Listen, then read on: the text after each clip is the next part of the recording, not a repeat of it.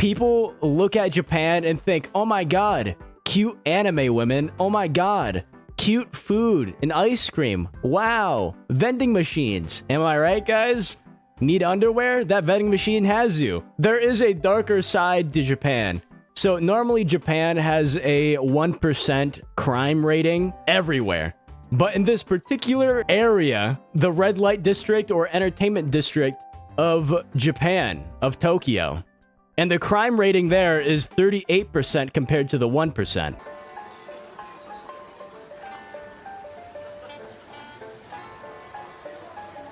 I don't know what it is about it. Hello world, I'm Yuki from Japan. But there's something about like areas with super neon like signs everywhere. You know what I'm talking about? Like everything is illuminated by neon something. It looks so visually appealing to me. Like I want to be there. I will be I'm like a moth to a light. Like Shinjuku Kabukicho today. Let's go.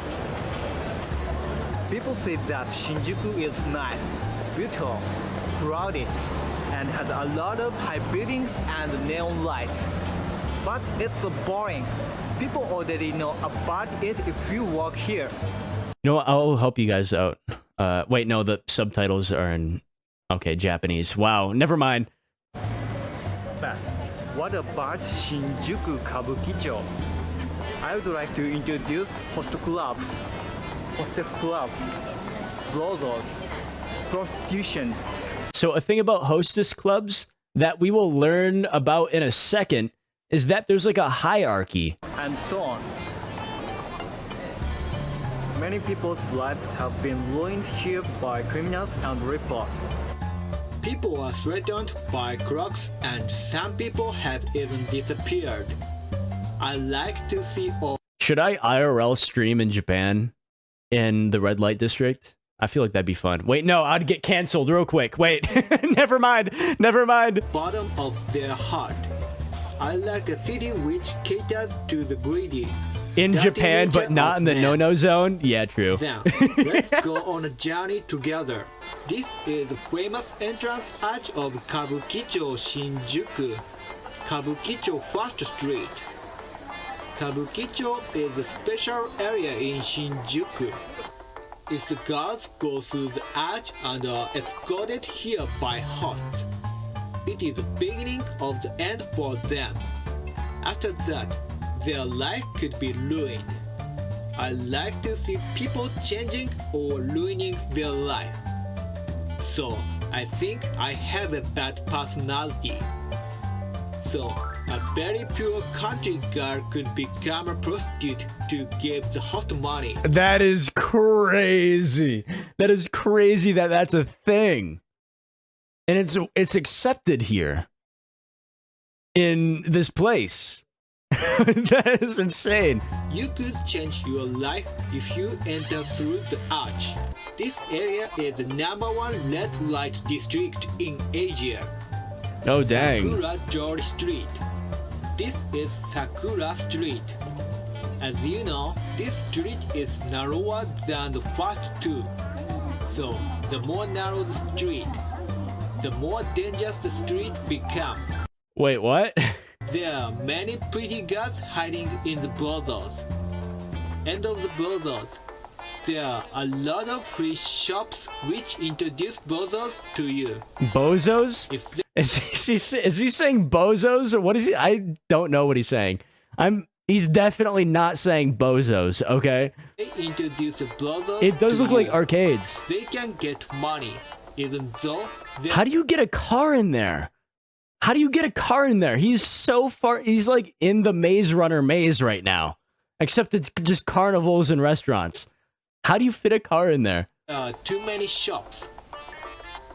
These guys are waiting for hosts, or just finished working at hostess clubs and brothels. Would you fold? Would you fold if some hot chick in a cosplay walks up to you and says, "Hey, you want to go get some food?" Would you fold? Would you fold? Would you fold? Would you fold? I don't know. I don't know. It depends on my financial status at the time. or are working as It feels like a very narrow Mario They're track. just hanging out with friends and so on. Also, there are some You'd ask if she. Hey, okay, you're not like smashing her, okay? You don't have to ask if she has the no-no stuff, right?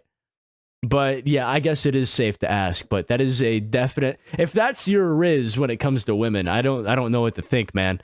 If if that's how you pull ladies in, you know, be my guest. boys. I'm just asking for some ramen, right? Hey, show me the best place in town. Let's go grab some ramen. This area is a host-board area. So around here, there will be a lot of host clubs. I know you love hosts.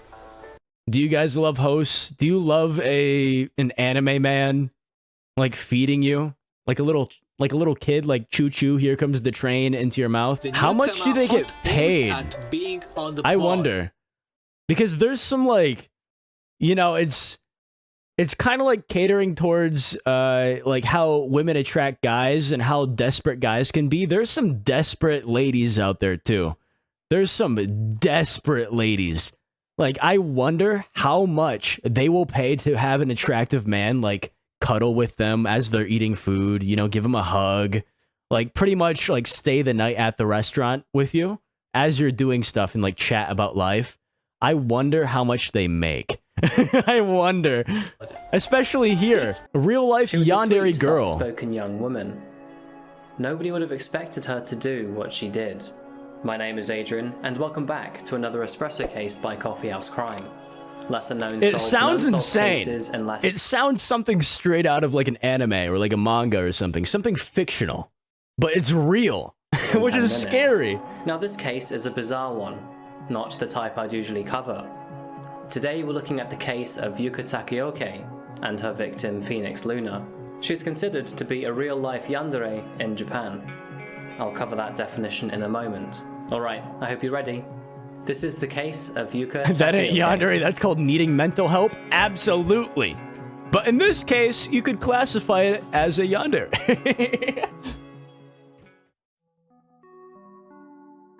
Our short story starts in Tokyo, Japan.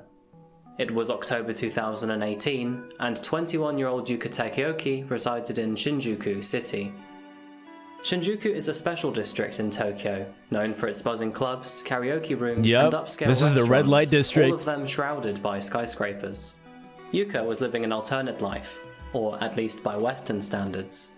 She dropped out of university at the age of 19 to become the manager of a hostess club in Shinjuku. Yandere simulator, but with better graphics. Yeah. He updated the game. Hostess clubs are popular He in the put on nightlife industry shaders. of East Asian countries, typically hiring female employees to serve drinks and provide thoughtful conversation to male customers. And Yuka was also a fan of anime, a style of Japanese animation typically aimed for both adults and children. She was so much of a fan, in fact, that she would often post pictures of herself dressing up and cosplaying as some of her favourite characters on her Twitter and Instagram pages, still up to this date. She was a quietly shy individual, the type of person who initially wouldn't say much, but grew confidence the more she knew you. Generally laid back and sweet, not the type you'd expect any problems from.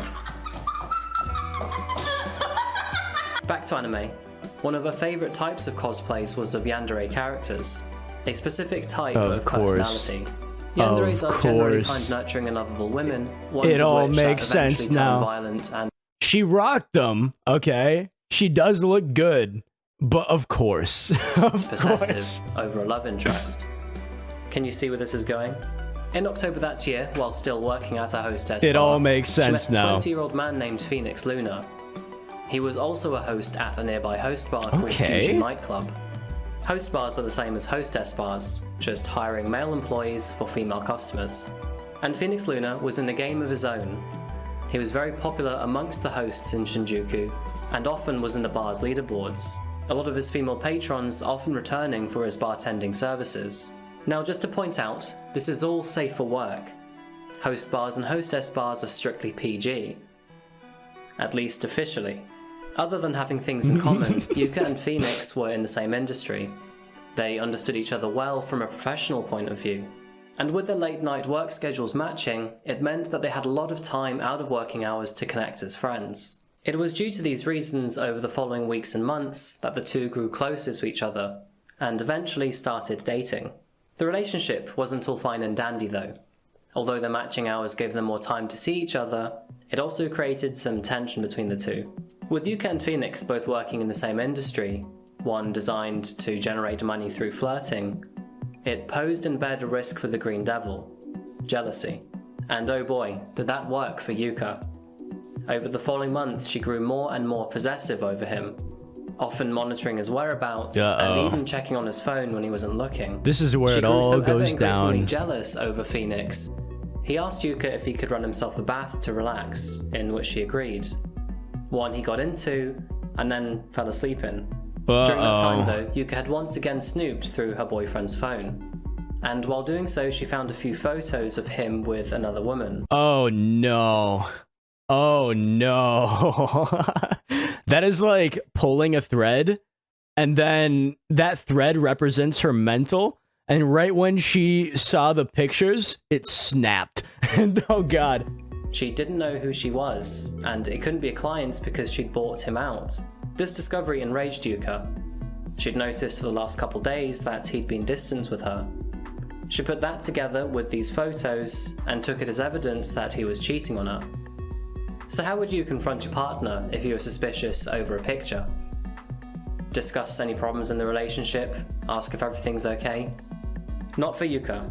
That's not how she rolled. They look so normal and it's terrifying? Yeah, absolutely.